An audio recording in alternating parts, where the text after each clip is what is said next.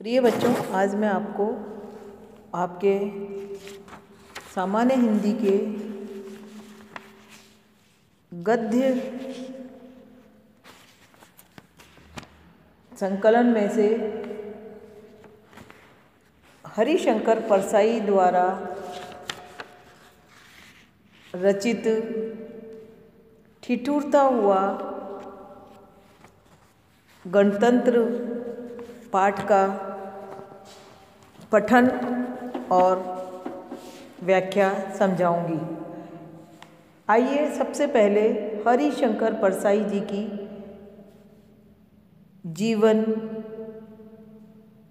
जीवनी को समझ ले। श्री परसाई का जन्म मध्य प्रदेश प्रांत के जमानो नामक गांव में सन 1924 ईस्वी में हुआ था। किसी भी प्रकार की नौकरी न करने की कसम खाकर वे स्वतंत्र लेखन के साथ जुड़े थे और अनवरत व्यंग लेखन में से जुड़े रहे। जबलपुर में से वसुधा नाम की साहित्यिक मासिक पत्रिका निकाली। घाटे के बावजूद भी कई वर्षों तक उसे चलाया। अंत में उसे बंद करना पड़ा। व्यंग विधा के सुपरिचित हरिशंकर परसाई ने व्यंग को सामाजिक संदर्भों से जोड़कर अभिव्यक्ति की स्वतंत्रता को सही मायनों में स्थापित किया। वे लिखते रहे। लेखन की वजह से आतंकित किए गए। निर्बाध लेखनी पर अंकुश लगाने के अनेक प्रयास हुए, लेकिन वे आखिरी क्षणों तक शब्दों से कशाघात करते रहे। परसाई का लेखन निम्न पुस्तकों में संकलित है, यथा पगडंडियों का जमाना, शिकायत, मुझे भी है, वैष्णव की फिसलन, विकलांग श्रद्धा का दौर, तुलसीदास चंदन घिसे, हम एक उम्र के वाकिफ़ हैं, जाने पहचाने लोग, परसाई रचनावली 6 खंडों में प्रकाशित है। इसके अतिरिक्त परसाई जी ने कहानी, उपन्यास एवं निबंध भी लिखे। परसाई जी की वस्तु, विषय एवं भाषा शिल्प के स्तर पर जीवन के रचनाकार हैं। चाहे भाषा हो या भूषा का सवाल हो, चाहे धर्म, संस्कृति, कला, साहित्य अथवा प्रदेश का, उन्होंने उस पर व्यापक दृष्टिकोण से ही विचारों को अभिव्यक्ति दी है। अपनी सामाजिक भूमिकाओं के प्रति भी अनेक गंभीर और सचेत रहे हैं। परसाई जी सारिका के लिए 2 स्तंभों तुलसीदास चंदन घिसे तथा कबीरा खड़ा बाजार में लिखे थे। परसाई जी सारिका के लिए 2 स्तंभों तुलसीदास चंदन घिसे तथा कबीरा खड़ा बाजार में लिखे थे। कुछ व्यंग, ठिठुरता, गणतंत्र और तीसरे आज़ादी का जांच कमीशन के अंतर्गत लिखे थे, जो अपनी चुभन के कारण पर्याप्त लोकप्रिय हुए। उनके व्यंग लेखों में पूंजीवादी सभ्यता और संस्कृति, सांप्रदायिकता, कटमुल्लापन, दो मुहावन और राजनीतिक चालाकियों पर निर्मय प्रवाह दृष्टिगोचर होता है। आइए अब हम देखते हैं हरिशंकर परसाई द्वारा रचित ठिठुरता हुआ गणतंत्र। 4 बार मैं गणतंत्र दिवस का जलसा दिल्ली में देख चुका हूँ। 5वीं बार देखने का साहस नहीं हुआ। आखिर ये क्या बात है? हर बार जब मैं गणतंत्र समारोह देखता तब मौसम बड़ा क्रूर रहता। 26 जनवरी के पहले ऊपर बर्फ़ पड़ जाती है, शीतलहर आती है, बादल छा जाते हैं, बूंदाबूंदी होती है और सूरज छिप जाता है। जैसे दिल्ली की अपनी अर्थनीति नहीं है, वैसे ही अपना मौसम भी नहीं है। अर्थनीति जैसे डॉलर, पौंड, रुपया, अंतर्राष्ट्रीय मुद्रा कोष या भारत सहायता क्लब से तय होती है, वैसे ही दिल्ली का मौसम कश्मीर, सिक्किम, राजस्थान आदि तय करते हैं। इतना बेवकूफ़ भी नहीं हूँ कि मान लूँ जिस साल मैं समारोह देखता हूँ उसी साल ऐसा मौसम रहता है। हर साल देखने वाले बताते हैं कि हर गणतंत्र दिवस पर मौसम ऐसा ही धूपहीन ठिठुरने वाला होता है। आखिर क्या बात है? क्या रहस्य है?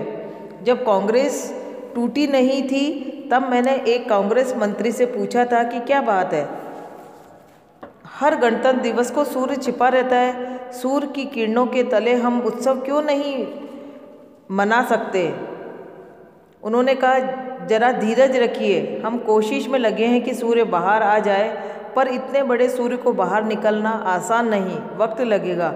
हमें सत्ता के कम से कम 100 वर्ष तो दीजिए। दिया सूर्य को बाहर निकालने के लिए 100 वर्ष दिए, मगर हर साल उसका कोई छोटा कोना निकलता तो दिखना चाहिए। सूर्य कोई बच्चा तो नहीं जो अंतरिक्ष की कोख में अटका है, जिसे आप एक दिन ऑपरेशन करके निकाल देंगे। इधर जब कांग्रेस के 2 हिस्से हो गए, तब मैंने एक एनडीकेटी कांग्रेसी से पूछा। उसने कहा, हम बार बार सूर्य को बादलों के बाहर निकालने की कोशिश करते थे, पर हर बार सिंडिकेट वाले अडंगा डाल देते थे। अब हम वायदा करते हैं कि अगले गणतंत्र दिवस पर सूर्य को निकाल कर बताएंगे। एक सिंडिकेटी पास खड़ा सुन रहा था। वह बोला, यह लेडी प्रधानमंत्री कम्युनिस्टों के चक्कर में आ गई। वही उसे उकसा रहे हैं कि सूर्य को बाहर निकालो। उन्हें उम्मीद है बादलों के पीछे से उनका प्यारा लाल सूरज निकलेगा। हम कहते हैं कि सूर्य को निकालने की क्या ज़रूरत है? क्या बादलों को हटाने से काम नहीं चल सकता है? मैं संसोपाई भाई से पूछता हूँ। वह कहता है, सूर्य गैर कांग्रेसवाद पर हम अमल कर रहा है। उसने डॉक्टर लोहिया के कहने पर हमारी पार्टी फॉर्म भर दिया। कांग्रेसी को प्रधानमंत्री बना दो तो सूर्य क्या, उसके बच्चे भी निकल पड़ेंगे। जनसंघी भाई से भी मैंने पूछा। उसने साफ कहा, सूर्य सर्कुलर होता तो इसे सरकार की परेड में निकल आता। इस सरकार से आशा मत करो, यह भगवान अंशुमाली को निकाल सकेगी। हमारे राज में ही सूर्य निकलेगा। साम्यवाद ने मुझसे साफ कहा, यह सब CIA का षड्यंत्र है। 7वें बड़े से बादल दिल्ली भेज रहे हैं। स्वतंत्र पार्टी के नेता ने कहा, रूस का पिछलग्गू बनने का और क्या नतीजा होगा? इस पसोपा के भाई ने अनमने ढंग से कहा, सवाल पेचीदा है। नेशनल काउंसिल की अगली बैठक में इसका फैसला होगा, तब बताऊंगा। राजा जी से मैं मिल नहीं सका, मिलता तो वह उसके सिवा क्या कहते कि इस राज्य में तारे निकलते, यह गनीमत है। बच्चों, इस प्रकार से हरिशंकर परसाई ने ठिठुरते हुए गणतंत्र के माध्यम से लोगों की भावनाओं को, राजनीतिज्ञों की भावनाओं को बहुत अच्छे तरीके से दर्शाया है। जिस प्रकार से अंधों के आगे अगर हम हाथी को खड़ा कर देंगे तो वो अपनी अपनी व्याख्या अपने अपने हिसाब से करते हैं। पैर को टच करने वाला हाथी को खंबे की जैसे बताएगा, पीठ को टच करने वाला हाथी को दीवार की जैसे बताएगा।